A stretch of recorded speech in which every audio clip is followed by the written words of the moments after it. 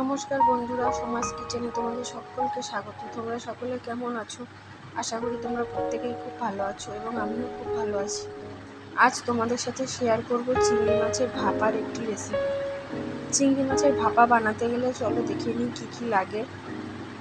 এখানে আমি কিছুটা পরিমাণ চিংড়ি মাছ খুব ভালো করে পরিষ্কার করে ধুয়ে নিয়েছি, আর তার সাথে নিয়েছি 2 রকম সর্ষে বাটা, সাদা সর্ষে, কালো সর্ষে, পোস্ত, নুন, হলুদ, কাঁচা লঙ্কা দিয়ে ভালো করে বেটে নিয়েছিলাম।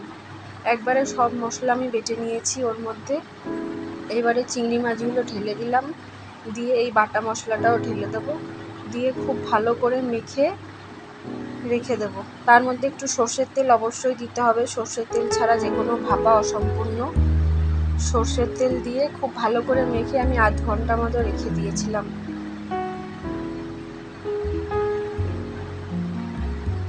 দেখো মাখা হয়ে গেছে। এবার উপর দিয়ে 2টো কাঁচা লঙ্কা দিয়ে ঢাকনাটা ঢেকে দেবো,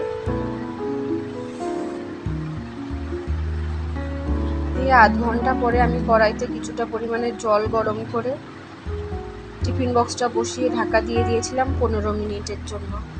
দেখো আমার চিংড়ি মাছের ভাপা একদম রেডি। খুব ভালো হয়েছিল খেতে, আর খুব সহজ একটি রেসিপি। তোমাদের যার যার ভালো লাগবে অবশ্যই আমায় কমেন্ট করে জানিও, এবং আমার চ্যানেলটিকে লাইক, শেয়ার এবং সাবস্ক্রাইব করে দিও।